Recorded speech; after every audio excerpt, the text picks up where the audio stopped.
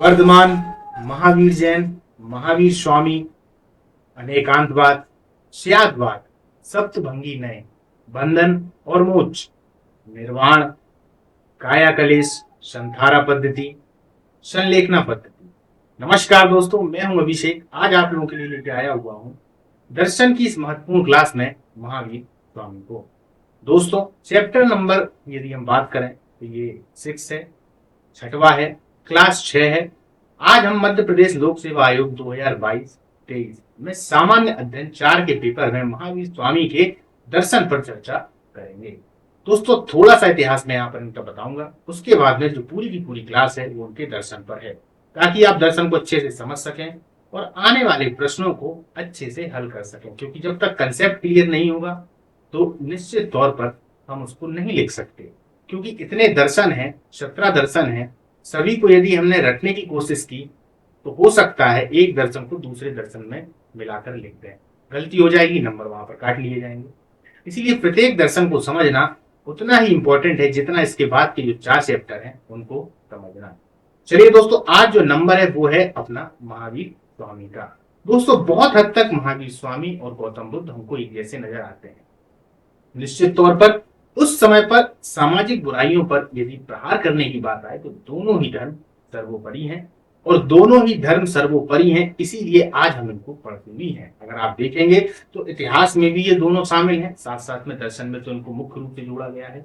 इसीलिए क्योंकि उस समय जो सामाजिक बुराइयां थी, वैदिक धर्म में जो कर्म कांड बढ़ गए थे, उन कर्म कांडों को, पशु बलि, जो हत्याएं वगैरह हो जाया करती थी, यज्ञों के विधि विधान थे जो कि बृहद रूप से होते थे, ये सब जो होता था, इनके विरोध में कहीं ना कहीं बुद्ध और जैन दो धर्म आगे आते हैं और उन्हीं के बारे में आज हम चर्चा करेंगे। खास तौर पर ये दर्शन की क्लास है तो यहाँ पर दर्शन पर विशेष चर्चा होगी।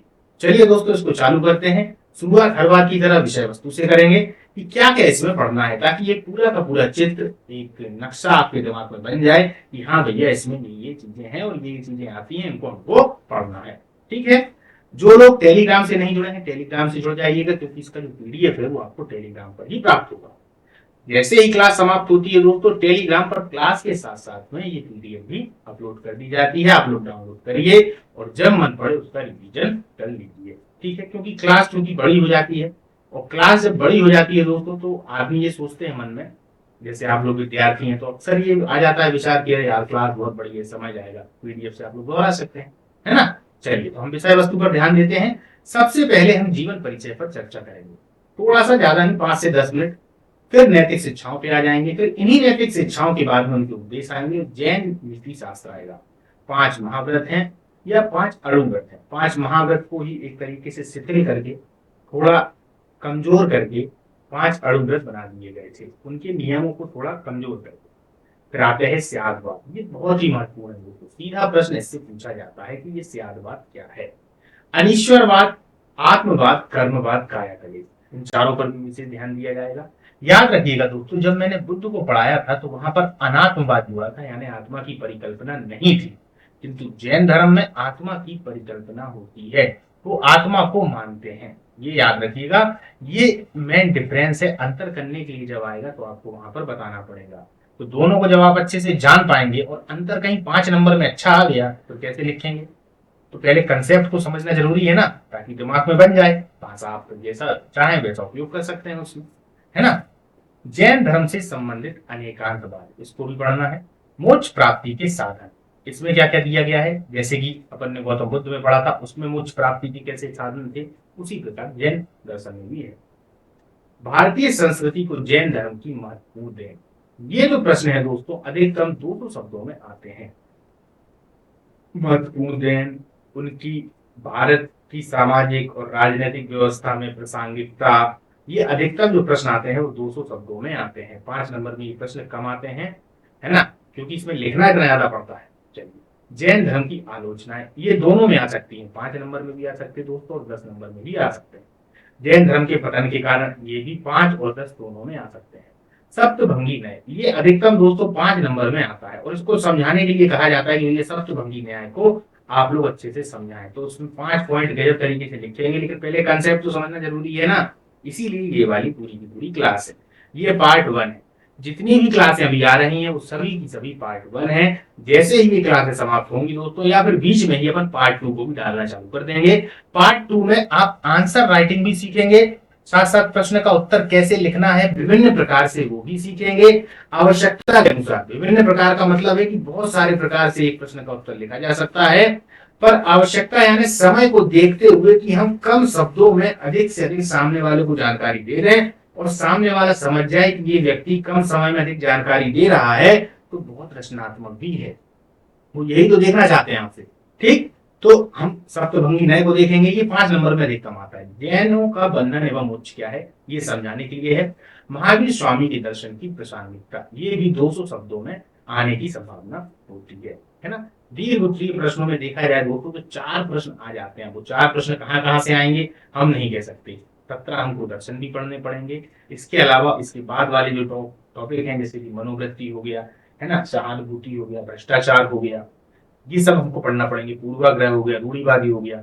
लेकिन 4 प्रश्न आते हैं मुख्यतः, है ना। 4 टॉपिकों से 4 दीर्घ प्रश्न आते हैं 200-200 शब्दों के।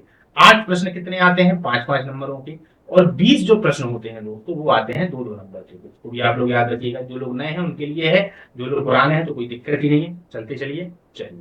जीवन परिचय थोड़ा देखते हैं क्या हुआ। महावीर स्वामी दरअसल 24वें तीर्थंकर हैं। इस बात को समझिएगा कि इसके पहले 23 तीर्थंकर हो चुके हैं, यानी कि जैन धर्म अभी का नहीं है। जैन धर्म बहुत ही ज्यादा पुराना है। इसकी स्थापना के वास्तविक संस्थापक यदि देखे जाए तो महावीर स्वामी कहे जाते हैं। और ये प्रीम के लिए एक तरीके से देखा जाए तो बहुत ही महत्वपूर्ण क्वेश्चन होता है कि जैन धर्म के संस्थापक कौन है और वास्तविक संस्थापक कौन है। एक प्रश्न आपके लिए है कि जैन धर्म के संस्थापक कौन है, तो वो आपको नीचे कमेंट बॉक्स में लिखना है। वास्तविक संस्थापक कौन है, तो महावीर स्वामी है, याद रखिएगा। बचपन का इनका नाम वर्धमान था। ठीक, इनके पिता का नाम सिद्धार्थ है और जो गौतम बुद्ध हैं उनका नाम सिद्धार्थ है, तो वो दोनों अलग अलग हैं, ये भी याद रखिएगा। ठीक है, उनके पिता हैं, इनके महावीर स्वामी के पिता हैं सिद्धार्थ और गौतम बुद्ध स्वयं सिद्धार्थ। गौतम बुद्ध के पिता खुद 2 धन थे। ये छोटी सी एक जानकारी है, मैंने दे दी, क्या कंफ्यूज हो जाते हैं इसलिए। जन्म इनका हो रहा है 540 ईसा पूर्व यानी बीसी, वैशाली कुंडग्राम बिहार में। क्लियर। पिता इनके कौन है, तो सिद्धार्थ है। माता इनकी कृष्णा है और पत्नी इनकी यशोदा है। अब याद रखिएगा, गौतम बुद्ध की जो पत्नी थी वो यशोधरा थी, इनकी पत्नी कौन है, यशोदा। हालांकि गौतम बुद्ध की जो पत्नी यशोधरा है उनके काफी सारे नाम थे। उनका बामा भी नाम था, उनका तेक्ता भी नाम था, उनको भृगुकच्छा भी कहा जाता था। ये एक अलग इतिहास का टॉपिक है दोस्तों, है ना। गृह त्याग 30 वर्ष में कैवल्य की प्राप्ति। इनको 30 वर्ष में इन्होंने घर का त्याग किया हुआ है दोस्तों, याद रखिएगा, घर का त्याग। और इन्होंने घर का त्याग जो था वो अपने बड़े भाई की अनुमति से किया था। उन्होंने बोल दिया था, ये काफी पहले से ही बहुत ज्यादा जानकार थे, पढ़े लिखे थे, तो उन्होंने बोल दिया था कि मुझे संन्यास का जीवन ग्रहण करना है, तो उन्होंने भी जाने दिया था। पहले की प्रथाएं चलती थी, आदमी सौभाग्य मानता था कि हमारे घर का कोई लड़का जा रहा है संन्यास ग्रहण करने के लिए, बहुत ऊंची चीज थी, त्याग था। पर देखिए, अगर आप लोग इस बात को समझें तो समझिए कि महिमा त्याग की ही होती है, भोग की कोई महिमा नहीं होती। तो जो लोग त्याग करते थे तो उनको सर्वोपरि भी रखा जाता था और भेज भी दिया जाता था कि ठीक है, यदि आप इतने मन से मजबूत हैं, सन्यासी जीवन जी सकते हैं और जीना चाहते हैं, समाज में एक संदेश देना चाहते हैं, तो आप जा सकते हैं। तो बड़े भैया थे इनके नंदीवर्धन, उनसे इन्होंने आज्ञा ली और ये निकल जाते हैं 30 वर्ष की उम्र में। इनको कैवल्य की प्राप्ति बाद में 12 वर्ष की अवस्था में जुम्बिक ग्राम में पावापुरी में होती है। कहां पर, जुम्बिक ग्राम पावापुरी में। इनको जो ज्ञान की प्राप्ति हुई है दोस्तों, कभी कभार आ जाता है साल का वृक्ष है। कौन सा है, साल का वृक्ष। और उनको किस वृक्ष पे हुई थी, गौतम बुद्ध को। तो गौतम बुद्ध को जो ज्ञान की प्राप्ति हो रही है दोस्तों, वो पीपल के वृक्ष के नीचे हो रही है। ठीक है ना, इसको आप लोग अच्छे से याद रखें।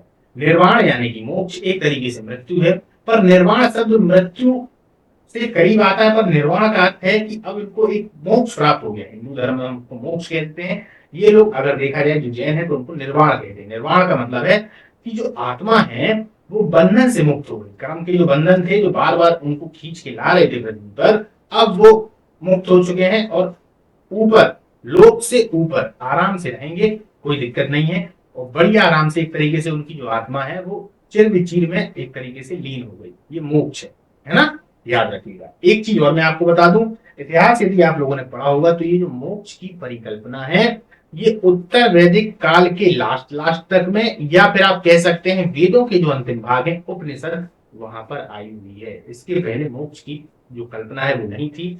खास तौर पर अगर हिंदू धर्म में देखा जाए तो सुख प्राप्ति का या सुख का जो एकमात्र साधन था वो था भौतिक सुख, यानी कि जो सामने देख रहे हैं, जो प्रत्यक्ष है वही सुख है। अच्छा धन मिल जाए, अच्छा घर मिल जाए, अच्छी पत्नी मिल जाए, माता पिता की सेवा हो जाए, यही सब पहले सुख के साधन हुआ करते थे कि आदमी आनंद में तभी है जब ये सब चीजें मिल जाए, है ना। लेकिन जब उपनिषद आए तो वहां पर मोक्ष की बातें भी आने लगी कि नहीं भाई, इस लोक के अलावा उस लोक में भी, मतलब इस लोक के अलावा उस लोक में भी, इस लोक नहीं परलोक, एक तरीके से पारलौकिक बातें होने लगी कि वहां पर है सबसे ज्यादा सुख जो है वो मोक्ष की प्राप्ति में है। आप जिस भी धर्म को उठा लेंगे उन सभी धर्मों का जो मुख्य लक्ष्य है वो मोक्ष की प्राप्ति ही है। सब लोग इसको अलग अलग नाम देते हैं, जैसे कि बौद्ध में और जैनों में दोनों में शब्द निर्माण किया गया है। हिंदू में अगर देखा जाए तो एक तरीके से मोक्ष बोला जाता है ना। और अगर आप लोग इस्लाम में देखेंगे तो उसमें जन्नत कहा जाता है। इस तरीके से सभी में ये अपनी अपनी परिभाषाएं हैं। ठीक है, तो 72 वर्ष की आयु में 468 में पावापुरी पटना में इनको निर्वाण की प्राप्ति हुई। उम्मीद है आप लोग निर्वाण को समझ पाए होंगे। ठीक है, चलिए अब आगे चलें। पेन को मैं व्हाइट कर लेता हूँ दोस्तों ताकि आप लोग उसको अच्छे से समझ पाए, या फिर ये येलो ज्यादा सही रहेगा, है ना। हाँ, येलो ज्यादा सही रहेगा। ठीक है, चलिए नैतिक शिक्षाएं देखिए हम किस किस को पढ़ेंगे। अहिंसा बहुत इंपॉर्टेंट है। जैन धर्म का एक तरीके से देखा जाए तो अहिंसा पे सबसे ज्यादा बल दिया गया है। वो अहिंसा कैसी हो, मानसिक और शारीरिक दोनों। ऐसा नहीं है कि सिर्फ शारीरिक, सोचना भी किसी के प्रति गलत कि मैं किसी का गलत कर दूं, वो भी अहिंसा है। उसको भी कठोरता पूर्वक लागू करना है। एक बात और, जैसे कि बुद्ध का जो धर्म था वो मध्यम मार्ग में था। मध्यम मार्ग, ना ज्यादा काया कलेश हो, ना ही ज्यादा सुख हो, यानी कि ना ही ज्यादा शरीर को कष्ट दिया जाए और ना ही शरीर को ज्यादा आराम दिया जाए, बीच का मार्ग निकाला जाए। तो बीच के मार्ग में बुद्ध है। पर अतिवादी यदि धर्म की हम बात करेंगे तो दोस्तों वो है जैन। क्या है? जैन धर्म। ये अतिवादी धर्म है। क्या है? अतिवादी धर्म। इसमें हर चीज में अति ही आपको देखने को मिलेगी। शरीर को खूब कष्ट देना, एक तरीके से देखा जाए तो अपने जो नियम कायदे कानून है इनको चाहे कुछ हो जाए फॉलो करना। अहिंसा में देखेंगे तो वहां भी बहुत अति होगी। छोटे छोटे कीड़े मकोड़े ना मारे जाए इनके द्वारा, या इनके माध्यम से कहीं ऐसा नहीं कि किसी व्यक्ति को कुछ बुरा लग जाए। बुरा लगना भी अहिंसा है। इस तरीके से देखा जाए तो ये अतिवादी धर्म की श्रेणी में आता है। ये जितने भी बातें मैं आप लोगों को बता रहा हूँ ये आपके कीवर्ड्स होंगे। कैसे? जब भी आएगा जैन धर्म के बारे में विशेषताएं तो आप लोगों के दिमाग में अब आता जा रहा ना अतिवादी धर्म, तो ये एक लाइन में पूरा का पूरा क्लियर हो जाता है। जो मैंने अभी समझाया अतिवादी धर्म आप लिख देंगे तो सामने वाला जो ब्राह्मण है ना वो तुरंत समझ जाएगा कि हाँ भाई इसको मालूम है अतिवादी धर्म इसमें बोल दिया, तो इसका मतलब ये है कि इसमें अति होती है। जितनी मैंने परिभाषा बताई ना उस पूरी परिभाषा का सारे 2 शब्दों में है। क्लियर? चलिए आगे चलते हैं। त्रिरत्न, उन्होंने त्रिरत्न दिए हैं। सम्यक ज्ञान, सम्यक दर्शन, सम्यक चरित्र। क्या है अभी अपन आगे खोलेंगे तो धीरे धीरे समझ में आएगा। 5 उन्होंने पंच महाव्रत दिए हैं। इसी में है अहिंसा, सत्य, अपरिग्रह, अस्तेय और ब्रह्मचर्य। क्लियर है? अस्तेय का मतलब होता है चोरी ना करना। चोरी का विशेष अर्थ क्या होता है अगर हम देखें, चोरी की जो परिभाषा है वो ये है कि किसी के भी सामान को उसकी आज्ञा के बिना नहीं उठाना। यही है अस्तेय, यानी कि चोरी ना करना। अपरिग्रह एक और शब्द आता है, इसका मतलब होता है कि आवश्यकता से अधिक धन का संचय नहीं करना। क्योंकि धन की जो संचय की जो प्रवृत्ति है, जो लालसा है, वो हमारे अंदर लालच को उत्पन्न करती है। लालच मोह को बनाता है और मोह अहंकार को पैदा कर देता है और हम बंधनों में बंधने लगते हैं। जब ये सब चीजें पूरी नहीं हो पाती है तो दुख होने लगता है ना। चलिए ये अब ये तो इन्होंने दे दिए पंच महाव्रत। फिर आता है इन्हीं में यदि शिथिलता कर दी जाए तो पंच व्रत जो है वो अणुव्रत कहलाते हैं, जो कि गृहस्थों के लिए बने हुए थे। शब्द आ गया गृहस्थ। चलिए तो ये जो गृहस्थ हैं ये गृहस्थ और भिक्षुक 2 प्रकार के थे। यानी कि जिन्होंने पूरी तरीके से सन्यासी जीवन स्वीकार कर लिया वो हो गए थे भिक्षुक, और गृहस्थ वे थे जो अपने घर में भी रह रहे हैं, सांसारिक जीवन में भी हैं, विवाह भी कर लिए हैं। अब उसके बाद तो गृहस्थों के लिए ये जो नियम थे इनमें थोड़ी शिथिलता कर दी गई, क्योंकि गृहस्थों के लिए इन सब चीजों का अच्छे से पालन कर पाना मुश्किल था। ब्रह्मचर्य का पालन कैसे करेंगे, है ना। एक तरीके से अब जैसे कि सत्य है, कभी कभार उनको असत्य भी बोलना पड़ेगा, हो सकता है अपनी पत्नी से ही बोलना पड़े, इस प्रकार की समस्याएं थी, तो उनके लिए थोड़ा शिथिल कर दिया गया। क्लियर। पुनर्जन्म में विश्वास इंपॉर्टेंट है दोस्तों। मोक्ष में विश्वास, अनीश्वरवाद, ईश्वर को नहीं मानते। इनमें हम समानता देख सकते हैं कि जो बौद्ध हैं और जैन हैं दोनों ही ईश्वर का खंडन कर देते हैं। वो कहते हैं ईश्वर है ही नहीं। और ईश्वरवाद का खंडन है या अनीश्वरवाद है तो सीधा आप लोग जोड़ देंगे किससे? वैदिक धर्म से। और वैदिक धर्म किनका था? सनातनियों का या हिंदुओं का, अभी भी है। तो जो वैदिक धर्म का सीधा एक तरीके से देख लिया है तो खंडन कर देते हैं, मतलब उनको नहीं मानते। क्लियर। वेदों की सत्ता को स्वीकार नहीं करते। वो ये नहीं मानते कि वेद ईश्वरीय रचित हैं। वो कहते हैं कि वेद जो है एक तरीके से मानव के द्वारा ही रचित है। ठीक है। और अपने उपयोग के लिए उन्होंने वेदों का एक तरीके से रचना की है, अपने उपयोग के लिए, ईश्वरीय नहीं। चलिए आगे देखेंगे अपन। कर्म कांड का विरोध, क्योंकि जब वेदों का वेद है तो कर्म कांड का विरोध तो होगा ही, क्योंकि वेदों में अगर देखा जाए तो जो बाद के 3 वेद हैं उनमें कहीं ना कहीं यज्ञों पर और बहुत सारे यज्ञ हो गए, मंत्र हो गए, उन पर ज्यादा बल दिया गया है। तो कर्म कांडों का विरोध, बहुदेववाद का विरोध, जैसे कि अब चूंकि वैदिक धर्म की बात आएगी तो ये 3 चीजें अक्सर आएंगी। कर्म कांड का विरोध, बहुदेववाद, जैसे कि हिंदू धर्म में बहुत सारे देवी देवता हैं, एक देवता तो है नहीं है, कितने सारे देवी देवता हैं, 56 करोड़ कोटि, पता नहीं कितने सारे देवता हैं, हम लोग अपन खुद भी नहीं जानते। तो बहुदेववाद का विरोध है ना। अब देख लेते हैं थोड़ी सी स्टोरी। महावीर का जो जन्म है वो 540 ईसा पूर्व में एक क्षत्रिय परिवार मुजफ्फरपुर जिला बिहार के कुंड ग्राम नामक स्थान पे हुआ। उनके पिता थे सिद्धार्थ। ये वज्जी राज्य संघ ज्ञात्रगढ़ के मुखिया और उनकी माता जो कृष्णा है वैशाली राजा चेटक की बहन थी। किनकी बहन थी? चेटक की बहन थी। महावीर का संबंध, ये भी याद रखिएगा, इतिहास के लिए महत्वपूर्ण है, मगध के शासक जो बिंबिसार से भी था, जिन्होंने चेटक की पुत्री चेलना से विवाह किया था। बिंबिसार कौन? हर्यक वंश, आप लोगों को याद आ गया होगा, उसमें बिंबिसार भी हैं, अजातशत्रु भी हैं, उदयन भी हैं, तो वही बिंबिसार ये हैं। बिंदुसार नहीं है, याद रखिएगा। बिंदुसार जो है वो मौर्य वंश के हैं, जो कि चंद्रगुप्त मौर्य के बाद बैठते हैं। ये बिंबिसार हैं, लोग कंफ्यूज हो जाते हैं, तो मैंने यहाँ आपको बता दिया बिंबिसार वो बिंदुसार। ठीक है। महावीर का विवाह यशोदा से हुआ था और उनकी एक पुत्री थी जिसके पति जमाली महावीर के पहले शिष्य बने। ये भी एक नंबर में प्री में पूछ लिया जाता है। वर्तमान महावीर ने सभी प्रकार के ज्ञान की शिक्षा प्राप्त की है, कर चुके हैं, याद रखिएगा। और 30 वर्ष की अवस्था में माता पिता की मृत्यु के बाद उन्होंने परिवार का परित्याग कर संन्यास ले लिया। सत्य की खोज में निकल लिए या निकल गए। अपनी तपस्या के 12वें वर्ष में वैशाख मास के 10वें दिन उन्हें जुम्बिक ग्राम के निकट पूर्ण सत्य ज्ञान कैवल्य की प्राप्ति हो गई। ये जुम्बिक ग्राम है, याद रखिएगा। अब थोड़ा और बात को समझ लें दोस्तों। कुछ कुछ किताबों में लिखा रहता है 29 वर्ष की आयु में, 29 वर्ष की आयु में। तब यहाँ पर लिखा रहता है कि 13 वर्ष की आयु, मतलब 13 वर्ष तपस्या के बाद उनको ज्ञान की प्राप्ति हुई है। तो कुछ किताबों में 29 और 13 वर्ष है, अधिकतम किताबों में 30 वर्ष और ये 12 वर्ष है। ठीक है। तो ये जो कंफ्यूजन था ये आप लोग समझ लीजिएगा। दोनों ही डेटें इकट्ठी नहीं आती हैं, या तो 30-12 आएगी या फिर 29-13 आएगी। महावीर को अव्यवस्थित जन विश्वासों को व्यवस्थित तथा सुदृढ़ धर्म में संहिताबद्ध करने का श्रेय प्राप्त है। संहिताबद्ध करने का श्रेय प्राप्त है। क्लियर है। आगे चलते हैं।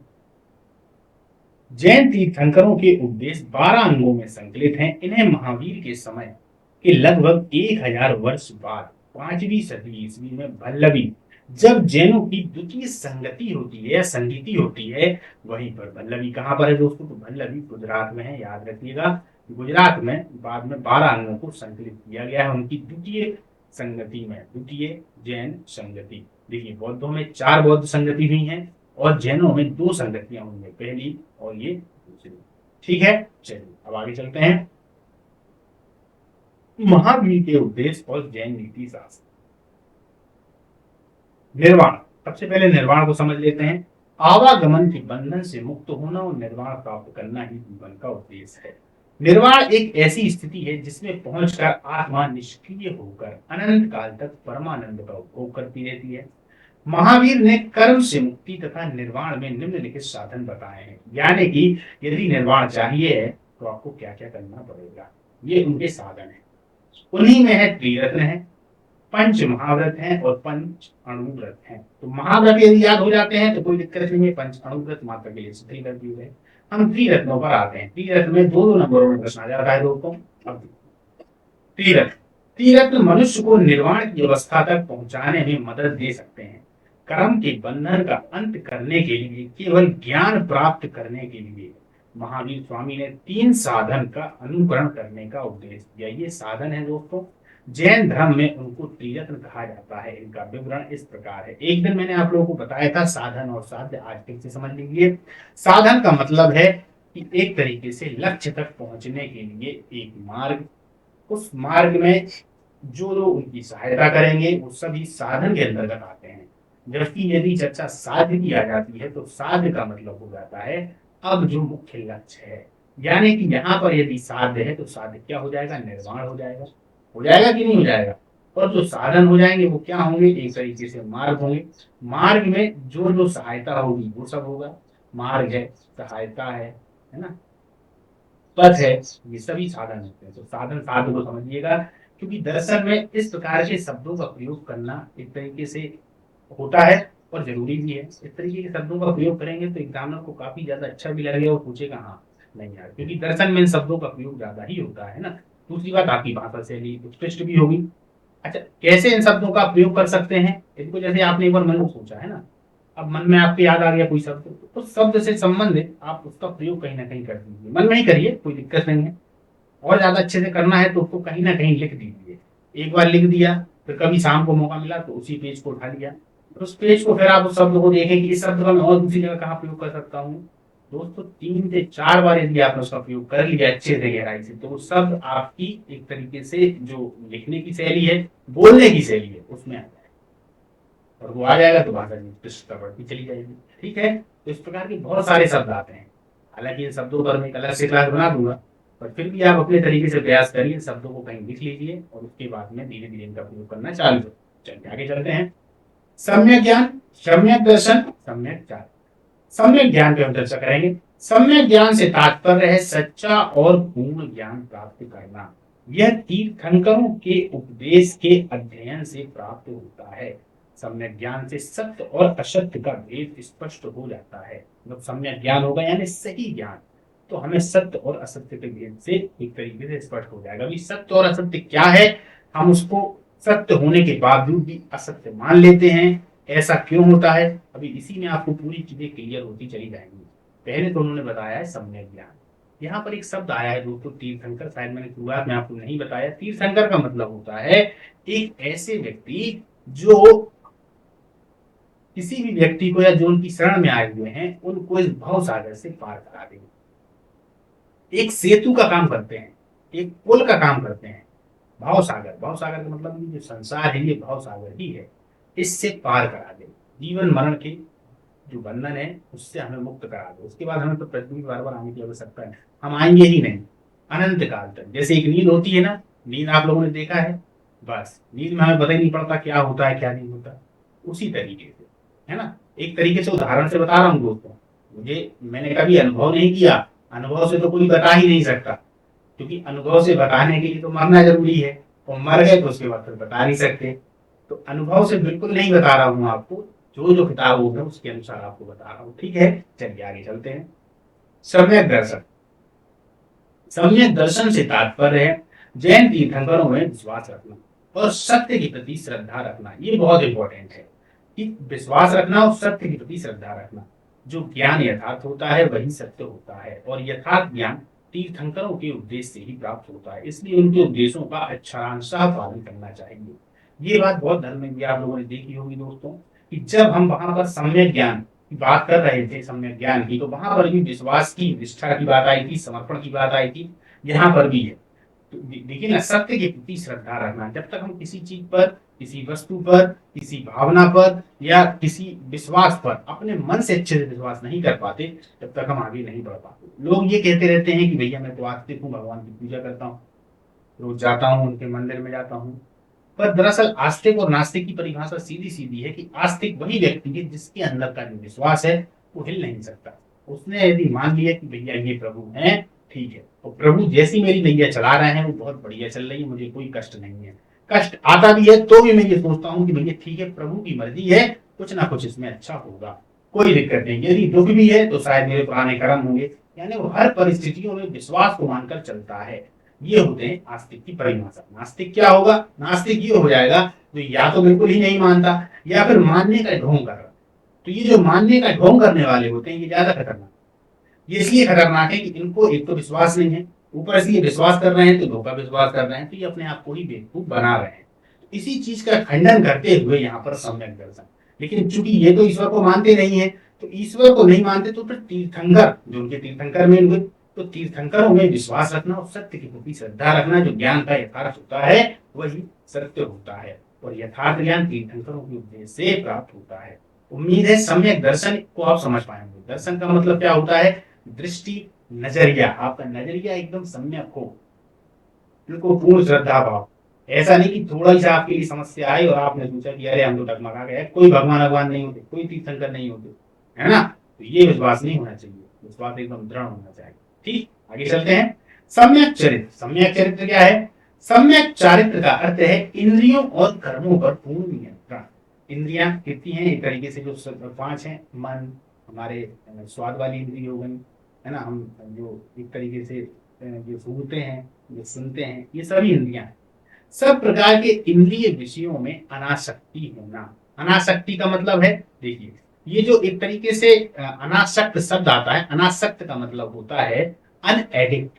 आसक्त का मतलब क्या होता है? एडिक्ट, किसी चीज का एडिक्ट है वो, या फिर एक तरीके से वो आसक्त है तो वो उस चीज में लिप्त है। अनासक्त का मतलब लिप्त नहीं होना, तो यहाँ पर जो अनासक्ति है वो अनलिप्तता दिखा रही है ना। इंद्रिय विषयों में अनासक्ति होना, उदासीन होना, जीवन में सुख दुख में समभाव रखना। जब भी सुख आ गया, ऐसा नहीं कि प्रसन्नता के मारे उछल पड़े, सामने वाले को समझ ही नहीं रहे हैं, और दुख आ गया तो मुंह पकड़ के ऐसे बैठ गए कि भैया अब तो मरने ही वाले हैं। ऐसा कुछ नहीं, सुख दुख को समभाव में रखना, यही सम्यक आचरण है या चरित्र। सम्यक चरित्र से अभिप्राय है अनासक्ति की भावना से नैतिक सदाचार में जीवन व्यतीत करना। सम्यक चरित्र के द्वारा जीव अपने कर्मों से मुक्त हो सकता है, क्योंकि कर्म ही बंधन और दुख का कारण है। तो यहाँ पर 3 उन्होंने साधन बता दिए। अब आगे अपन चलते हैं और देखते हैं पंच महाव्रत। ठीक है, अब क्या करिए? नैतिक जीवन बिताने के लिए वो 3 साधन हो गए मोक्ष के, ये नैतिक जीवन बिताने के लिए। दोस्तों, जब पंच महाव्रत आएगा तो पंच महाव्रत जब लिखेंगे तो उसके शुरुआत में एक लाइन भी लिखनी पड़ेगी कि किस लिए है पंच महाव्रत। ऐसा नहीं उन्होंने बोला कि भैया पंच महाव्रत के बारे में समझाइए, तो आप पंच महाव्रत उठाओ और खटाक से सीधा पूरा लिख दिए और उसके ये बताए नहीं कि पंच महाव्रत किस लिए है, ये भी तो बताना पड़ेगा। तो पंच महाव्रत है नैतिक जीवन बिताने के लिए, और वो जो इसके पहले अपन ने पढ़े हैं वो किस लिए हैं? वो एक तरीके से बंधन मोक्ष इनसे छुटकारा पाने के लिए। ठीक, चलिए अब कौन कौन से हैं? अहिंसा, सत्य, अस्तेय, अपरिग्रह, ब्रह्मचर्य। सबको ज्ञातव्य है। ये जो ब्रह्मचर्य शब्द है ये बाद में महावीर ने जोड़ा, इसके पहले ये जो 4 हैं वो पहले से ही थे। इसमें जैन धर्म में चूंकि 24वें तीर्थंकर हैं महावीर जैन, कौन है? 24वें तीर्थंकर, तो उन्होंने ही इस ब्रह्मचर्य को जोड़ा है। पहले तीर्थंकर कौन थे? ऋषभदेव। चलिए मैंने बता ही दिया, तो आपसे बोला था कमेंट में बताइएगा। चलिए कोई बात, चलिए आगे चलते हैं। अहिंसा, काम से छुटकारा प्राप्त करने के लिए अहिंसा अति आवश्यक है। कर्म के बंधन में पड़ने का सबसे बड़ा कारण हिंसा है, चाहे वह जानकर की जाए और चाहे बिना जानकर, इसलिए उससे बड़ी सावधानी से बचना चाहिए। जैन धर्म के गृहस्थों तथा भिक्षुओं दोनों के लिए ही मांस खाना वर्जित है। कीड़े मकोड़ों को भी मारना पाप माना गया है। देखिए आप बहुत अतिवादी है। महावीर के अनुसार अहिंसा का अर्थ केवल यही नहीं था कि किसी जीवदारी की हत्या ना की जाए, सिर्फ यही नहीं है, बल्कि किसी की हत्या करने का विचार करना भी पाप है। क्लियर है? तो बात तो अहिंसा की बुद्ध ने भी कही, पर यहाँ पर बात बहुत ज्यादा अति वाली बात गई है ना। समझ गए? आगे चले।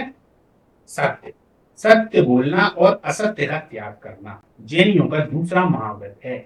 यदि कोई बात सत्य हो परंतु कटु हो तो उसे नहीं बोलना चाहिए, क्योंकि सामने वाले पे एक तरीके से देखा जाए तो अहिंसा का प्रयोग हो जाएगा।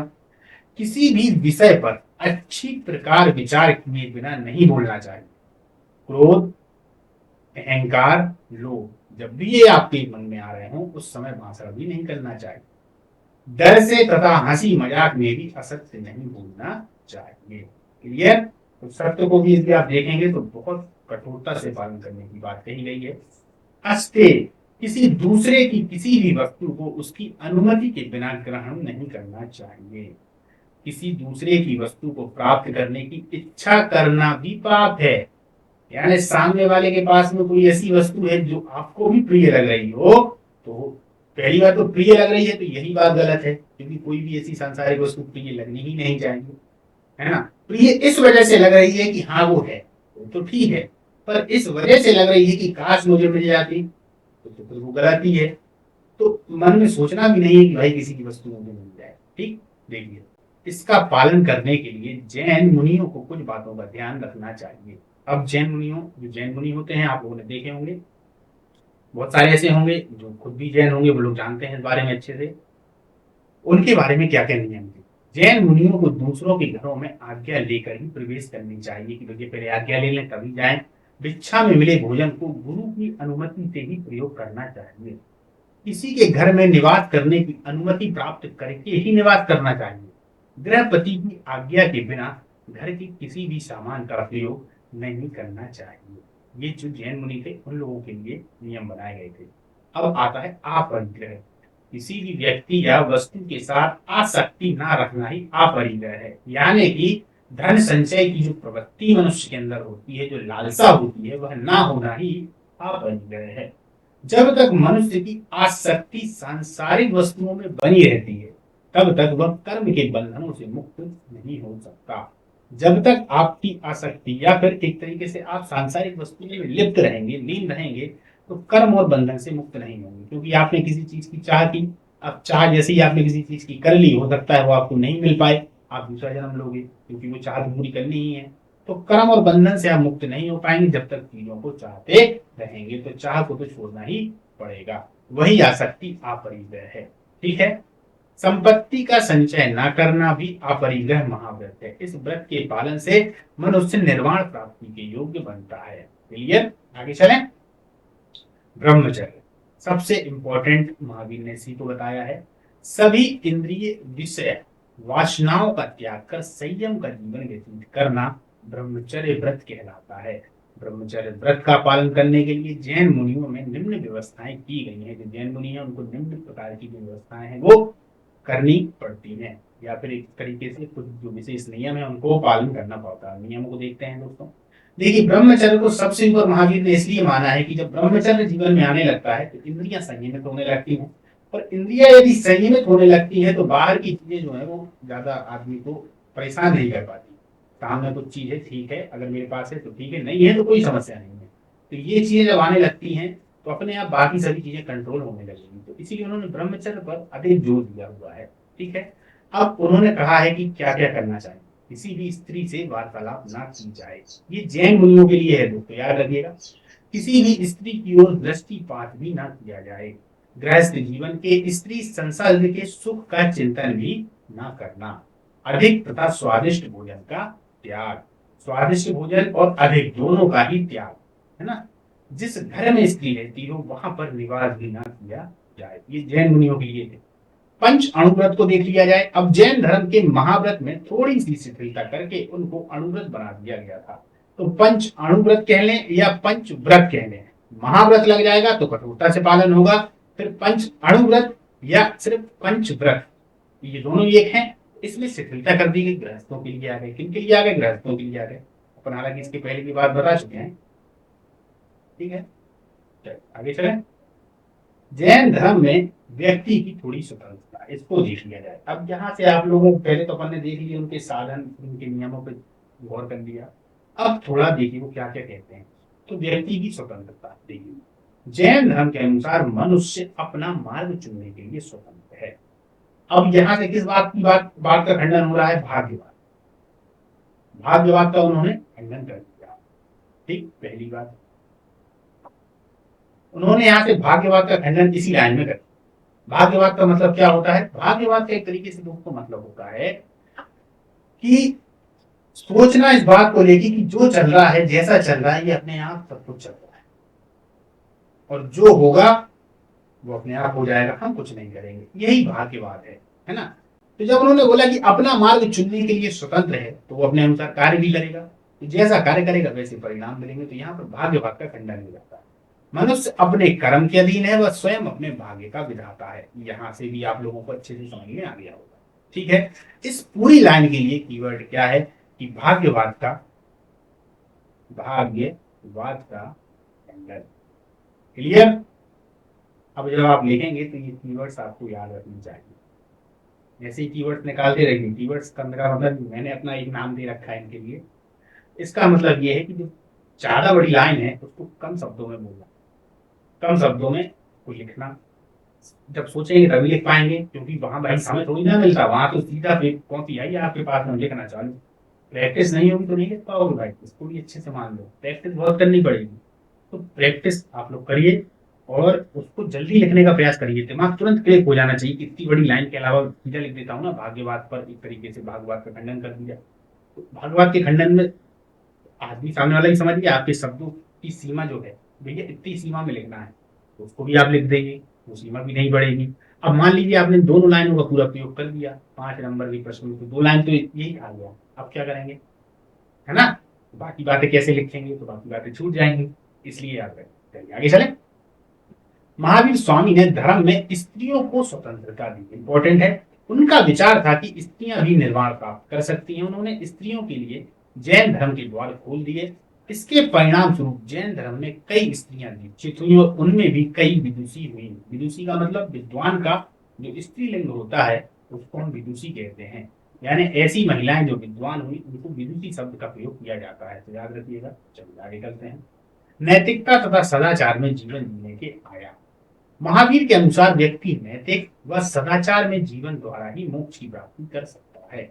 उन्होंने धार्मिक क्रियाकलापों कर्म कांडों को निरर्थक बताया और विशुद्ध नैतिक आचरण पर बल दिया। अब यहाँ से क्या कीवर्ड निकल सकता है दोस्तों, देखिए यहाँ से हम इस बात को छोटे से में कैसे लिख सकते हैं। इसको हम लिख सकते हैं वैदिक वैदिक धर्म का विरोध, वैदिक धर्म का विरोध लिख सकते हैं। क्लियर। और दूसरी लाइन में लिख सकते हैं नैतिक आचरण पर बल, नैतिक आचरण पर बल, या हमने कह सकते हैं नैतिक आचरण सर्वोपरि, नैतिकता को सर्वोपरि, ये लिख सकते हैं। तो ये जो दो लाइनें हैं इनने पूरा का पूरा आंसर लिख दिया दोस्तों। लिख दिया कि नहीं लिख दिया, यही हमको सीखना है, याद रखिए। और ये बहुत जल्दी आना चाहिए, ऐसा नहीं हो कि ये बहुत लेट आए। अगर लेट आएगा तो वहां समय कम पड़ जाएगा। मैंने क्या कहा, ये प्रैक्टिस किया जाएंगे आपको, ठीक है। चलिए, जिसके माध्यम से वे सांसारिक विषय वासनाओं के प्रति राग भाव का उन्मूलन करने का उपदेश देते हैं। कुछ आयाम उनके इस प्रकार हैं, देखिए। स्यादवाद, अनीश्वरवाद, आत्मवाद। फिर बता दूं ये आत्मवाद है, याद रखिएगा, है ना। ये आत्मा को मानते हैं, बुद्ध लोग आत्मा को नहीं मानते, ठीक है। कर्मवाद, अनेकांतवाद और ज्ञान। अब हम इन सबको पढ़ते हैं। ये दोस्तों 5 नंबर में भी आ सकते हैं और ये 2 नंबर में भी आ सकते हैं, अलग अलग। लेकिन पूरा आएगा तो फिर पूरा 10 नंबर में आ सकता है, तो याद रखिएगा। स्यादवाद समझते हैं क्या है स्यादवाद। स्याद से शब्द ही आता है शायद, इससे शब्द क्या निकल के आता है, शायद। अब ये आपके लिए पहचान करने के लिए मैंने लिख दिया शायद, और एक और शब्द आता है स्याद। शायद जैसे हम बोलते शायद वो वहां है, शायद वो वहां नहीं है, शायद वो है भी और शायद नहीं भी है। इसी तरीके की कुछ बातें इसमें है ना। अब समझने का प्रयास करिएगा। जैन धर्म के अनुसार प्रत्येक वस्तु में अनेक गुण विद्यमान रहते हैं। इन सभी गुणों को जानना सांसारिक जीव, यानी कि हम लोग सब सांसारिक हैं, संभव नहीं है। जीव का मतलब यहाँ सभी से है जो संसार में रहते हैं। केवल मुक्त जीव ही किसी वस्तु के सभी गुणों को जान सकता है। जो मुक्त हो चुका हो, इन बंधन से मुक्त हो चुका हो। मुक्त कौन हो चुके हैं, वही तीर्थंकर या फिर जो जैन मुनियों में बहुत विशेष होते हैं, वही लोग मुक्त हुए हैं, तो वो ही जान सकते हैं। यही कारण होता है कि साधारण व्यक्ति के निर्णय आंशिक रूप से ही सत्य होते हैं। साधारण व्यक्ति कौन, हम। हमारे जो निर्णय होंगे वह आंशिक रूप से ही सत्य होंगे। सत्य तो होंगे लेकिन आंशिक रूप से, कह नहीं सकते कि सत्य है, पर थोड़ा बहुत सत्य है। क्लियर। पूर्ण रूप से नहीं। आंशिक ज्ञान विवाद का कारण होता है, बिल्कुल। यदि आंशिक ज्ञान है, मान लीजिए मैंने कहा ये पेन है। अब मैंने कहा पेन है लेकिन ये चल नहीं पा रहा है, और दूसरी बात ये पेन जैसा देखने में तो लग रहा है पर ये चलता नहीं है, तो क्या ये पेन है। तो अब मेरे को जब इसके बारे में पूर्ण ज्ञान नहीं है तो ये विवाद का कारण बन गया। मन मन ही विवाद कर रहा है। मन क्या विवाद कर रहा है, मन खुद ही कह रहा है पेन है कि नहीं है, या दूसरे से करेंगे तो भी विवाद होगा। तो वो यही कह रहे हैं कि ये विवाद का कारण होगा यदि आंशिक ज्ञान। इस विवाद के निराकरण के लिए जैन दर्शन में स्यादवाद के सिद्धांत की परिकल्पना या एक तरीके से प्रतिपादन किया गया। माफ करिए, यहाँ प्रतिपादन शब्द ज्यादा उपयुक्त होगा। प्रतिपादन किया गया इसका स्यादवाद का। स्यादवाद मतलब शायद। स्यादवाद एक ज्ञान शास्त्रीय सिद्धांत है। इसको याद रखिएगा, खाली आ जाएगा दो दो नंबर में, तो आप बेहतरीन इसका उत्तर लिख पाएंगे कि स्यादवाद एक तरीके से महावीर जैन में अगर देखा जाए या महावीर जैन के द्वारा दिया गया ज्ञान शास्त्रीय सिद्धांत। अब दूसरी लाइन क्या लिखेंगे, जो कि दो नंबर में हमको दो तो चाहिए, जहां पर किसी भी वस्तु के बारे में उचित निर्णय कर पाना कठिन होता है। इस तरीके से आप दो नंबर में लिखेंगे और इसको भी बहुत छोटा करके लिखेंगे। अभी जब मैं आंसर राइटिंग कराऊंगा दोस्तों, तो आंसर राइटिंग आप देखेंगे एक ही प्रश्न को किस तरीके से छोटा कर दिया जाता है। छोटा प्रश्न आप देखेंगे, कहेंगे कि सर इसमें तो ज्यादा ज्यादा आपने 11-12 शब्द लिखे हो, 11-12 शब्द में 3-3 जानकारियां दे दी, वो कैसे दे दी, उसी पे अपन चर्चा करेंगे, है ना। तो यहाँ पर मैंने आपको बताया अभी कि ज्ञान शास्त्रीय सिद्धांत है जिसके अनुसार व्यक्ति के निर्णय परामर्श आंशिक रूप से सत्य होते हैं। होते तो है सत्य, पर आंशिक रूप से सत्य होते हैं। ठीक है, अब समझो, पूरे सत्य नहीं है। जिस प्रकार उदाहरण से आप समझेंगे, 6 अंधे और 1 हाथी। अंधे अपने अनुसार हाथी के हर हिस्से को स्पर्श कर अनुमान लगाते हैं। जो 6 अंधे हैं वो एक हाथी को अपने अपने अनुसार से स्पर्श कर रहे हैं। कोई ने पूंछ पकड़ी, कोई ने पांव पकड़ी, किसी ने उनकी सींग पकड़ी, लगाते हैं। वह उनका पूर्ण ज्ञान होता है। जो अंधा है उसके अनुसार तो अगर देखा जाए तो कहेगा कि यार हाँ यार, वो जिसको पकड़ रहा है तो बता देगा कि यार ये तो एक तरीके से सींग है, या ये तो एक तरीके से पांव है, किसी का बता सकता है, चमड़ी है बता सकता है। लेकिन यह ज्ञान पूर्ण नहीं है। हमें तो पूर्ण दिख रहा कि हाथी है, पर अंधे को नहीं पता कि हाथी है। उसी प्रकार विवादों से बचने के लिए, अब ये विवाद खड़ा हो गया, एक ने बोल दिया पूंछ है, दूसरा ने बोल दिया कि भैया नहीं उंगली है, तीसरे ने बोल दिया अरे आंख पे हाथ रखा है, आंख को छुआ है नहीं। अब 6 लोग आपस में विवाद करने लगे। तो ये विवाद ना हो, इस विवाद से बचने के लिए जैन दर्शन प्रत्येक निर्णय के आरंभ में स्याद शब्द जोड़ देने की सलाह देता है कि शायद आंख हो, शायद पूंछ हो, शायद एक तरीके से देखा जाए सींग हो। समझ गए, सलाह देगा। इस आंशिक ज्ञान को जैन दर्शन में नय कहा जाता है। क्या कहा जाता है? नय। अब यही से आप सप्तभंगी नय को भी समझेंगे। नय कहा जाता है। जैन धर्म में 7 प्रकार के नायों का समावेश है। इसी नय का जो बहुवचन है वो यहाँ पर नायो है। ठीक है, तो नायों का समावेश किया गया है और इसके लिए सप्तभंगी नय सिद्धांत का प्रतिपादन किया जाता है। अब आप लोगों ने जैन धर्म में पढ़ रखा होगा कि सप्तभंगी नय सिद्धांत। आज समझ में आपको आया होगा कि ये है क्या। 7 प्रकार के नयों की चर्चा की गई है किसी भी वस्तु को देखकर उसके बारे में निर्णय लगाने के लिए। ठीक है, चलिए ऐसा इन्होंने क्यों किया, कारण ये आता है प्रश्न। हालांकि इसका उत्तर अपन ने इस पूरे पे देख लिया, पर व्यवहारिक रूप से बताना जरूरी है, आप समझ नहीं पाए होंगे बहुत सारे लोग। देखिए, कोई भी वस्तु के बारे में ये बता देना कि ये पूर्णता है, ऐसा तो हो नहीं सकता, क्योंकि उनके अनुसार पूर्ण ज्ञान जिसको होगा वो ही बता पाएगा और सांसारिक व्यक्ति में पूर्ण ज्ञान नहीं। फिर क्या होगा? तो इसीलिए शब्द में हम शायद का प्रयोग करते हैं कि शायद यह सही हो। क्यों? विवादों से बचने के लिए, ताकि विवाद ना हो। क्योंकि जहां शायद शब्द लग गया तो विवाद है ही। जैसे मैंने बोल दिया शायद वो है या नहीं है, तो हो गया। अब यदि मैं कह देता कि नहीं वो है और एक प्रश्न है कि भाई वहां कोई नहीं है, तो फिर विवाद उत्पन्न होता है। लेकिन शब्द शायद लगा दिया ना, विवाद नहीं होता। इसलिए उन्होंने इसका एक तरीके से देखा जाए तो प्रतिपादन। अब ये हुआ क्यों है प्रतिपादन, ये शब्द आने की आवश्यकता क्यों पड़ी? ये दरअसल उनके तत्व मीमांसा से संबंधित है। इससे तत्व मीमांसा से इसका मतलब ये हुआ दोस्तों कि जब वो ईश्वर की बात करें, खैर ईश्वर को तो मानते ही नहीं है, आत्मा की बात होगी, कर्म की बात होगी, बंधन की बात होगी, या किसी अन्य वस्तु की बात हुई, तो उसी वस्तु के बारे में तत्व मीमांसा के अनुसार वो ये बताने का कोशिश करते हैं कि कोई भी वस्तु के प्रति यथार्थ यथार्थ बात नहीं कही जा सकती। या तो है या नहीं है और नहीं भी है लेकिन कहा नहीं जा सकता, नहीं है कहा नहीं जा सकता, है कहा भी नहीं जा सकता, नहीं है और कहा भी जा सकता है। इस तरीके की 7 बात हर चीज में करते हैं। ठीक है, तो यहाँ से पूरे विवाद ही समाप्त हो जाते हैं। उम्मीद है आप लोगों को ये समझ में आया होगा। आगे चलें। देखिए, जैन दर्शन में इसी को ही तत्व मीमांसी दृष्टिकोण कहते हैं। फिर समझ लीजिए, जब भी तत्व मीमांसा शब्द आएगा तो वहां पर हम चर्चा करते हैं ईश्वर की, संसार कैसे बन रहा है, उत्पत्ति कैसे हो रही है, मेन तत्व का मतलब ईश्वर से होता है, ठीक है ना। इन्हीं सभी की चर्चा हम तत्व मीमांसा में करते हैं। क्लियर है? चलिए यहां से आपको क्लियर हुआ। ज्ञान मीमांसा में ज्ञान की चर्चा करते हैं। ज्ञान क्या है, ज्ञान की सीमाएं क्या है, मनुष्य को ज्ञान कैसे प्राप्त होगा और किसको ज्ञान कहा जाए, तो वो ज्ञान मीमांसा। सभी अपना तत्व मीमांसा देते हैं, ज्ञान मीमांसा देते हैं। दो मुख्यता होती है, इसके अलावा है तो बहुत सारी मीमांसाएं दार्शनिक शास्त्र में, पर वो सब अलग अलग है। दो मुख्यता हर किसी के दर्शन में आएंगी, ठीक है। स्यादवाद के अनुसार ज्ञान स्थिति व दृष्टिकोण पर निर्भर करता है, ठीक है। वस्तु के अनंत गुणों का ज्ञान मात्र केवली को होता है, जिसको केवल्य प्राप्त हो गया। महावीर जैन को केवल्य प्राप्त हुआ था तो केवली को होता है, क्योंकि वह सर्वज्ञ होता है। साधारण मनुष्य का ज्ञान अत्यधिक सीमित होता है। ठीक, आगे चलें। चलिए, विभिन्न दृष्टिकोणों की संख्या कितनी है? 7 है। 7 प्रकार के दृष्टिकोण होते हैं किसी भी वस्तु के। स्यात्, अस्ति, इनका मतलब है, यानी कोई वस्तु है। कोई वस्तु या तो है या नहीं है और नहीं है। कहा नहीं जा सकता, ये चौथी वाली है। यहां पर आप ऐसे लगा सकते हैं, है किंतु कहा नहीं जा सकता, नहीं है किंतु कहा नहीं जा सकता, है और नहीं है किंतु कहा नहीं जा सकता। दो बातें यहां पर अगर देखी जाए तो नकारात्मक जैसी हैं, बाकी सभी सही सही पे आती हैं।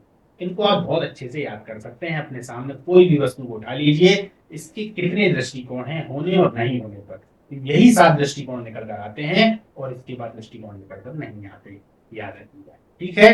चलिए आगे चलते हैं। तो इनको याद करने के लिए आप खुद भी अपने हाथ से आप पेन भी लिए हो, खुद भी मोबाइल लिए हो, तो मोबाइल को देख के देख लीजिए इसकी होने की और नहीं होने की कितनी संभावनाएं हो सकती है। तो वो 7 संभावनाएं निकल कर आ जाएंगी। आपको याद करने की जरूरत नहीं है, अपने आप ये बात याद हो जाएगी। और ये प्रश्न आता है, याद रखिएगा, बहुत सरल तरीके से मैंने आपको समझा दिया। ठीक, आगे चलते हैं। ज्ञान की इस सापेक्षता के कारण जैन दर्शन इस बात को ग्रहण करता है कि प्रत्येक नए के आरंभ में स्यात् शब्द का प्रयोग करना चाहिए। यदि हम अपने अपूर्ण ज्ञान के आगे स्यात् शब्द लगा दें तो यह अपूर्ण ज्ञान आंशिक सत्य की श्रेणी में आ जाएगा। क्योंकि हमको तो ज्ञान है नहीं है, तो हम या तो हाँ या ना, हाँ और ना दोनों, है और नहीं है, इस तरीके की बात कर रहे हैं। लेकिन यदि हमने शब्द लगा दिया स्यात्, तो हम आंशिक सत्य की श्रेणी में आ जाएंगे। कुछ विचारक जो हैं वो स्याद शब्द का अर्थ निकालते हैं संशय से, संभावना से, अनिश्चितता से, अज्ञेयता से, संदेह से। आप भी इसको यदि पहली बार पढ़ेंगे तो आपको भी यह संशय, संभावना, अनिश्चित, अज्ञेयता, संदेह ही लगेगा। मैंने भी पढ़ा है तो मुझे भी ऐसा लगा था। लेकिन जब हम गंभीरता पूर्वक इस पर विचार करते हैं तो हमको समझ में आता है कि नहीं, ये जो बात है ये भ्रामक है। स्यात् शब्द दरअसल ज्ञान की सापेक्षता व आंशिकता को अभिव्यक्त करता है। आंशिक यानी उसका एक अंश, उसको व्यक्त कर रहा है कि हाँ ऐसा हो सकता है तो एक तरीके से, पर ऐसा हो सकता है, इसीलिए शायद। वो कोई संदेह को, अज्ञेयता को, अनिश्चितता को, संभावना को या संशय को पैदा नहीं करता। इस बात को आप अच्छे से समझ लें।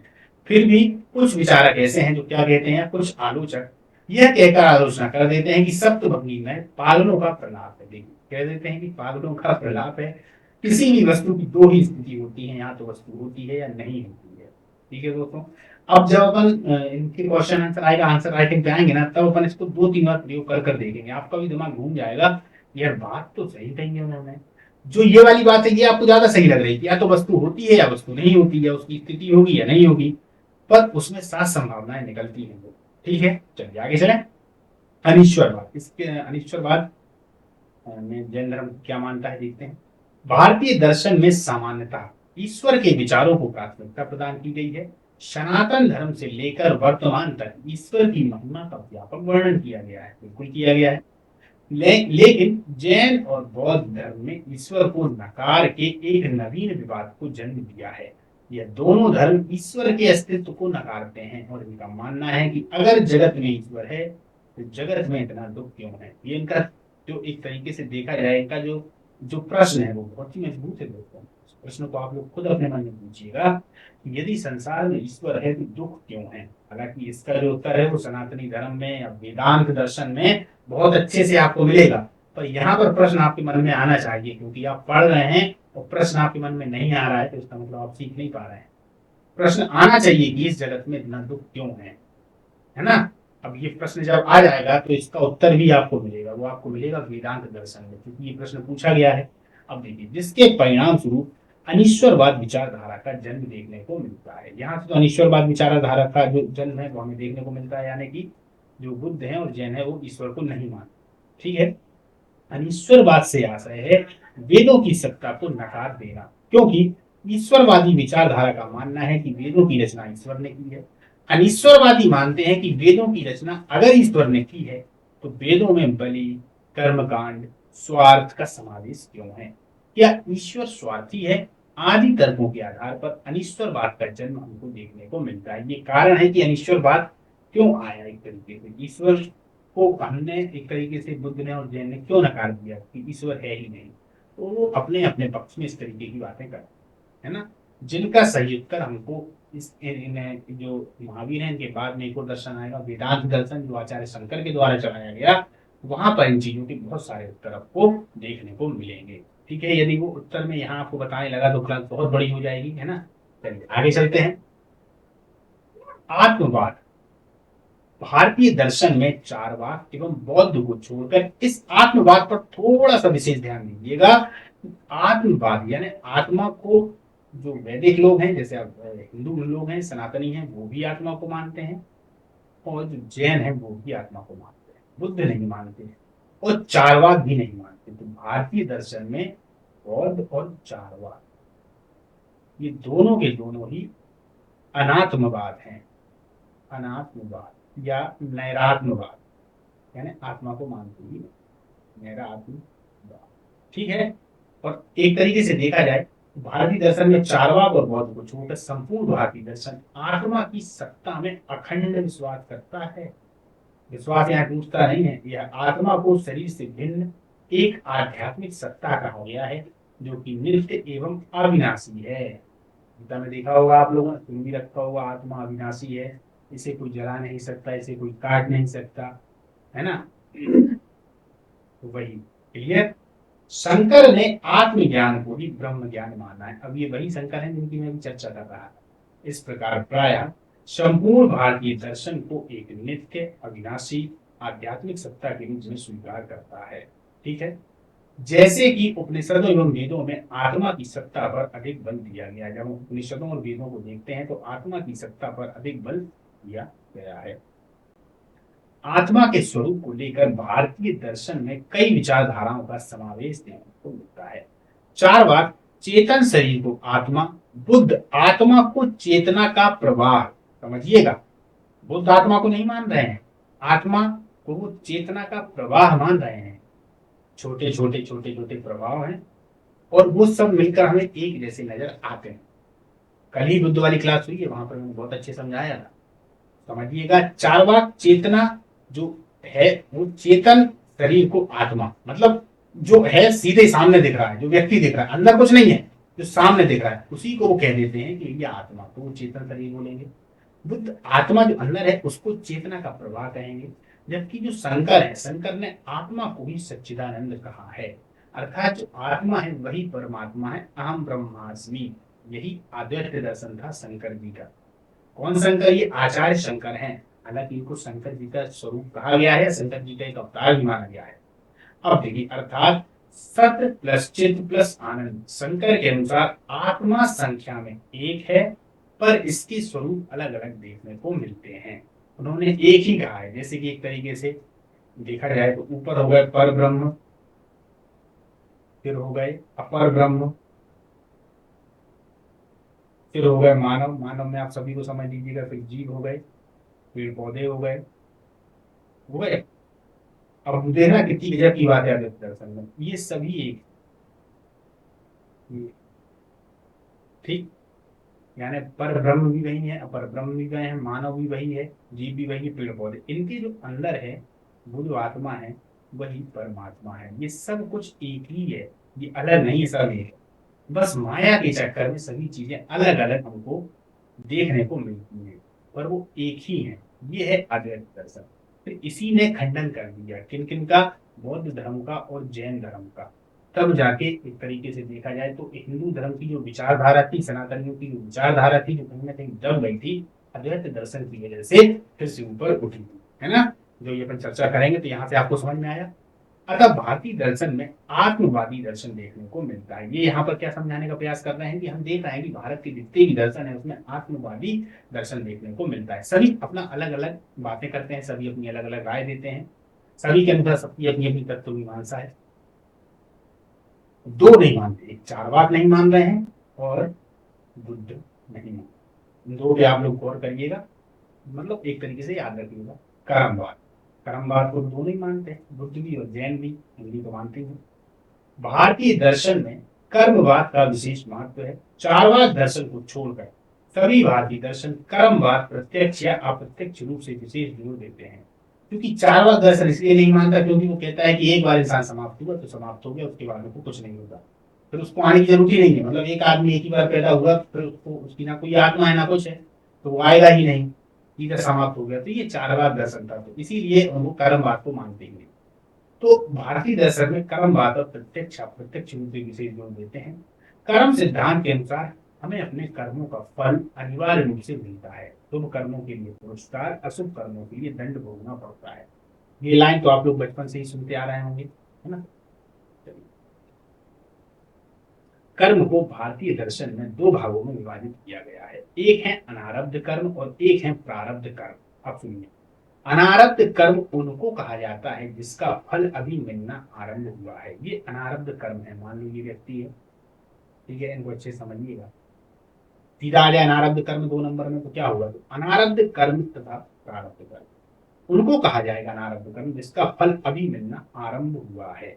ये मान लीजिए अनारब्ध उसके कर्म है, ये जो है इसके फल इनको मिलने चालू हुए, ठीक है। ये इसके कर्म थे, तो उस कर्म के इनको फल अनारब्ध के मिलना चालू मिलना प्रारंभ है ना। और जिन कर्मों का फल मिलना प्रारंभ हो चुका है उन कर्मों को प्रारब्ध कर्म बोला जाता है। अब प्रारंभ हो चुका है यानी कि एक जो कर्म है इनकी यहाँ पे प्रारब्ध कर्म, वो इनको मिल ही रहे हैं, वो इनको मिल ही रहे हैं, वो एक चल ही रहे हैं। और ये हो गए कौन से, अनारब्ध कर्म। तो आरब्ध अनारब्ध तो आप लोग समझ गए होंगे, क्लियर। आगे चलें। लेकिन कर्मवाद के सिद्धांत की आलोचना विभिन्न दार्शनिकों ने की है। उनका यह मानना है कि यह सिद्धांत भाग्यवाद का समर्थन, ईश्वरवाद का खंडन करता है। बिल्कुल दोस्तों, इसको देखते हैं, कुछ लोग ऐसा कहते हैं, लेकिन फिर भी गीता में लिखा है कि कर्मवाद समस्त सिद्धांतों में सर्वश्रेष्ठ है।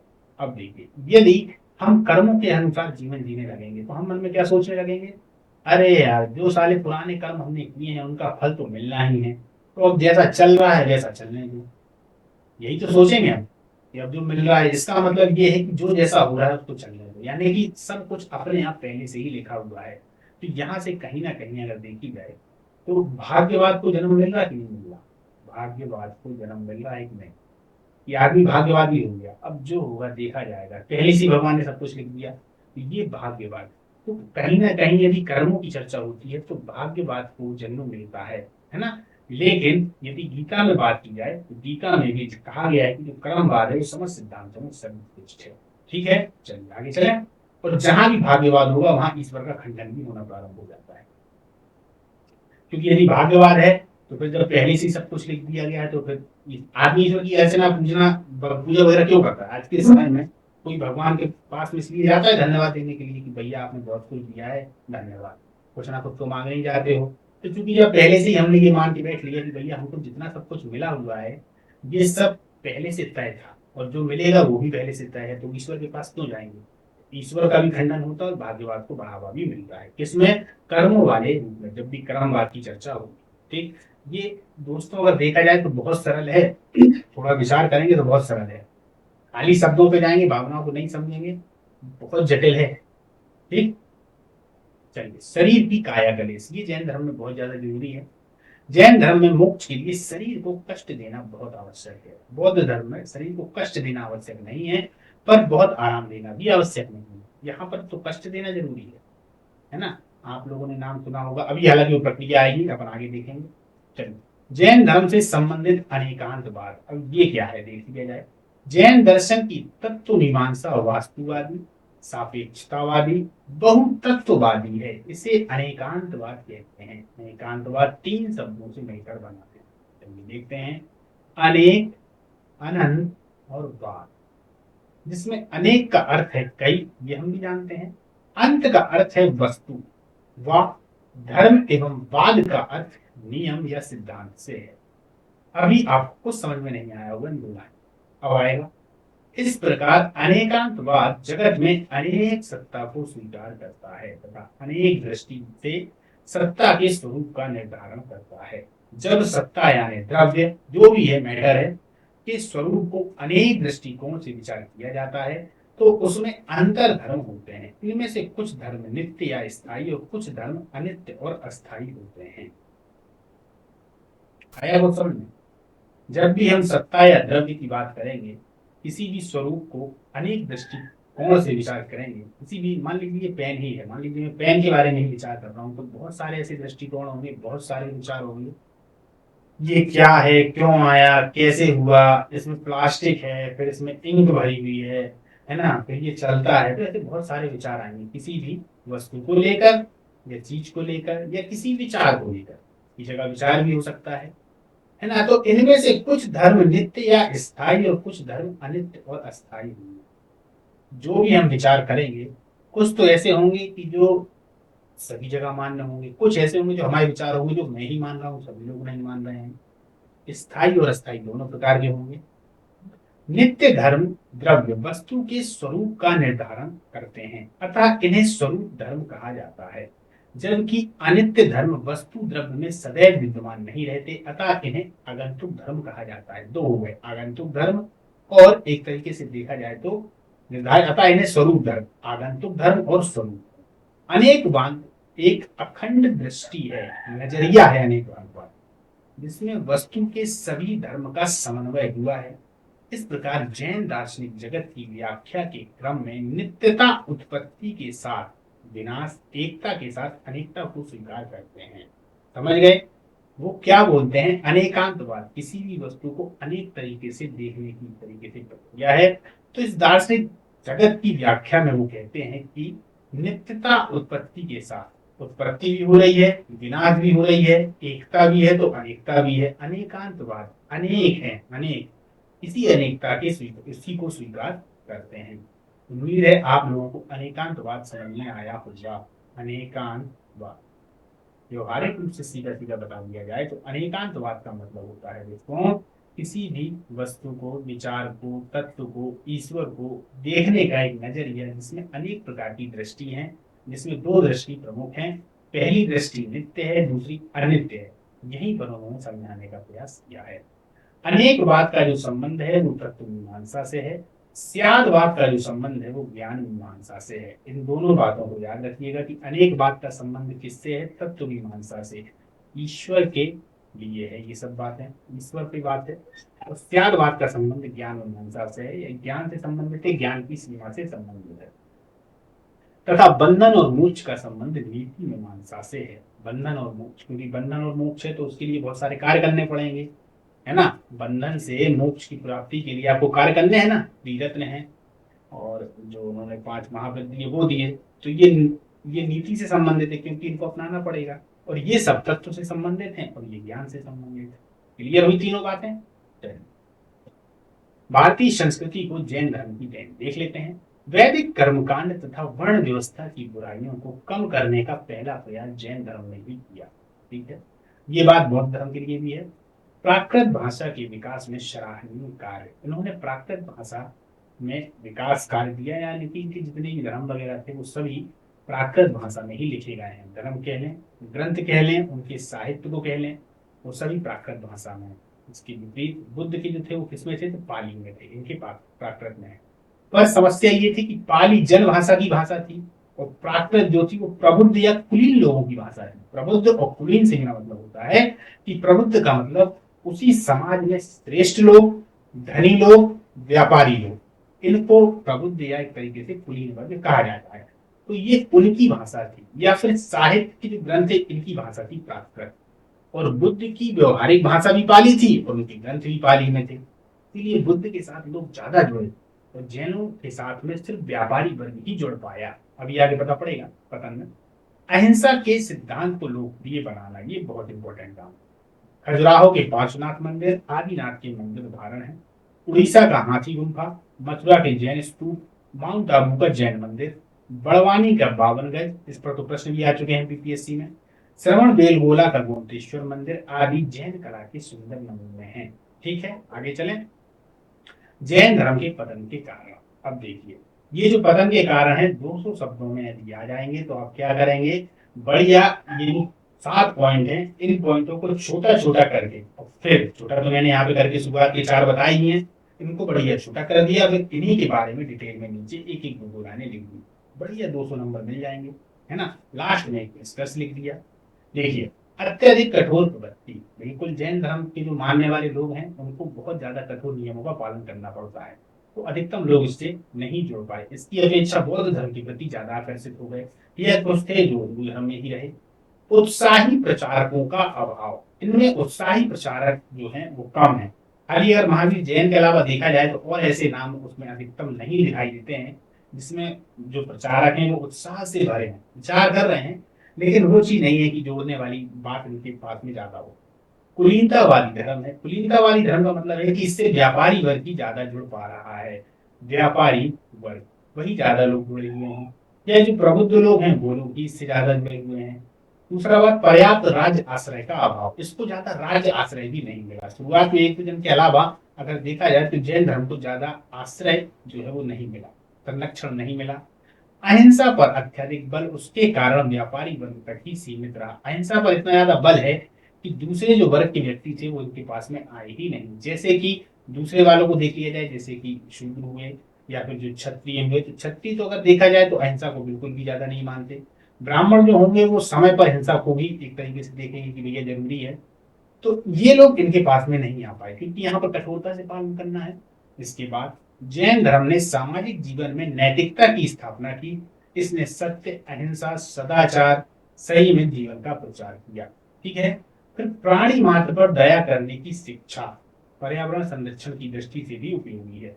दोस्तों लास्ट के ये जो 6वां और 7वां है, ये एक तरीके से देखे जाए तो जैन धर्म ने क्या क्या दिया है ये है, और ऊपर के ये जो 5 हैं यही इनके पतन के कारण है। पतन के कारण आप और भी बढ़ा सकते हैं दोस्तों, कोई दिक्कत नहीं है ना।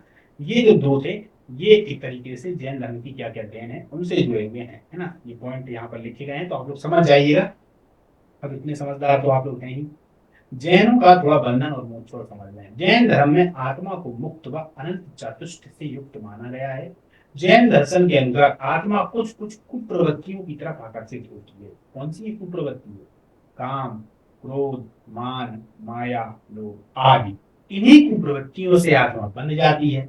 यही आत्मा का बंधन है, इसका कारण है अज्ञान। अगर ज्ञान है तो आप बनेंगे ही नहीं, है ना।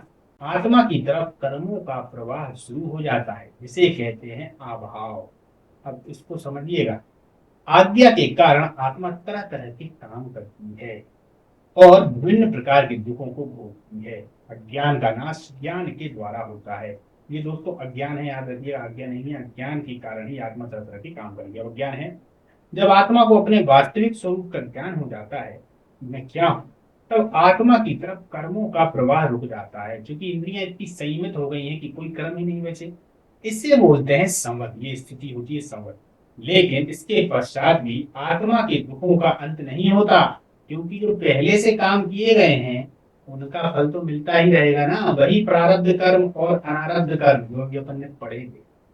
चलिए, जब पूर्व कर्मों को भी आत्मा पूरी तरह से भोग लेती है और सभी के सभी कर्म समाप्त हो जाते हैं, एक शून्य की स्थिति कर्म के मामले में आ जाती है, तो इस अवस्था को कहते हैं निर्जरा।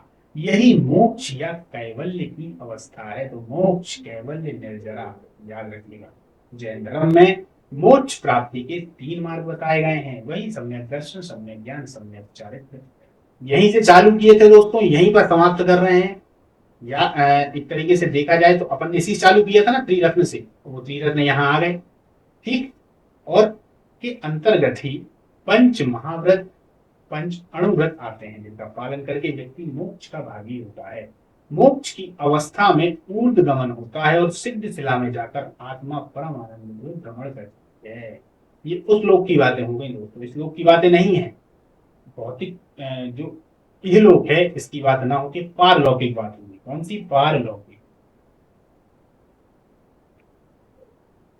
क्लियर? यानी कि मोक्ष की अवस्था में ऊर्ध्वगमन होगा आत्मा का, आत्मा सिद्ध शिला यानी कि ऊपर, पृथ्वी पर नहीं, पृथ्वी से भी ऊपर कोई ऐसी जगह होती होगी, वहां जाकर आत्मा परम आनंद में भ्रमण करती है।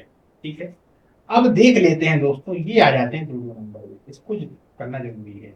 ये पूरा एक कर्मों का पूरा विधि विधान टाइप का है कि कैसे कर्म आएंगे, फिर बंद होंगे, फिर धीरे धीरे रुक जाएंगे, वो अवस्थाएं हैं ये।